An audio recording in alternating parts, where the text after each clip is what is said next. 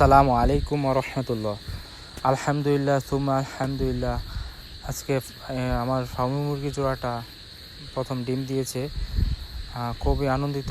হঠাৎ দুপুরের সময় মা আমাকে ডেকে বলল যে তোর ফার্মি মুরগি ডিম দিয়েছে। আইসে দেখি আলহামদুলিল্লাহ বেশ মাশাল্লাহ ভালো সাইজের একটা ডিম দিয়েছে। তো অনেক দিন আগে আনছিলাম, প্রায় 4 থেকে 4.5 মাস আগে আমরা সংগ্রহ করেছিলাম ফার্মি মুরগির জোড়াটা। তো আলহামদুলিল্লাহ অনেক দিন পরে ডিম পাইলাম, খুব ভালো লাগতেছে। আর হচ্ছে অনেক দিন আগে দেখিয়েছিলাম আমাদের পাহাড়ি মুরগি আনছিলাম 3টা বাচ্চা। তো এই থেকে 3টা এখনই আছে, এখানে 2টা আবদ্ধ অবস্থায় আছে। মাশাআল্লাহ ওরাও খুব বড় হয়েছে। আর সবগুলা বাচ্চাই মোরগ বাচ্চা হয়েছে, আসলে মুরগি বাচ্চা হয় নাই। এরা খুব চলচল প্রকৃতির, দরজা খুললে খুব ছোটাছুটি করে।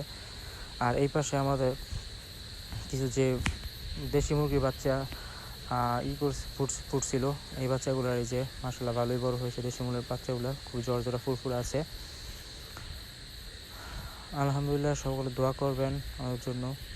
তো এই ছোটোখাটো পরিসরে মুরগি পালন শুরু, যাতে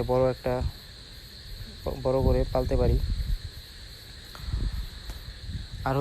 আর আমাদের আরেকটা মুরগি ছিল এই পাশে, 2টা মুরগি আলাদা আলাদা রাখা হয়, যে কারণ একসাথে যদি রাখি তাহলে 2টা মুরগি মারামারি করে।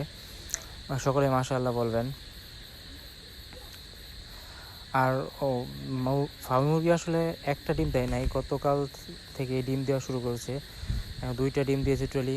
আর আমাদের যে কয়েকদিন আগে দেখিয়েছিলাম কিং আর বাগদা জোড়া দিয়েছিলাম, আলহামদুলিল্লাহ ডিম নিয়ে বসে ডিম পেরেছে। আর পাশাপাশি আরও কবুতর আছে, যেখানে অনেক মোটামুটি আলহামদুলিল্লাহ ভালোই ডিম দেওয়া শুরু করেছে, ডিম দিচ্ছে, বাচ্চা হচ্ছে। তো ছোটোখাটো করেই সব কিছু শুরু করা। সকলে আমাদের দোয়া করবেন। এখন প্রচুর গরম পড়েছে, গরমের মধ্যে প্রাণীগুলো খুব কষ্ট করে, পানি পিপাসা খুব বেশি, তারপরে অসুস্থ হওয়ার সম্ভাবনা বেশি থাকে। তা সকলেই যারা পালন করেন প্রাণী, এরকম মুরগি পালন করেন, তা সকলেই যত্ন নেবেন। আর এই কবুতরটা একটা জালালি কবুতর, যেটা দেশির সাথে জোড়া দেওয়া হয়েছিল।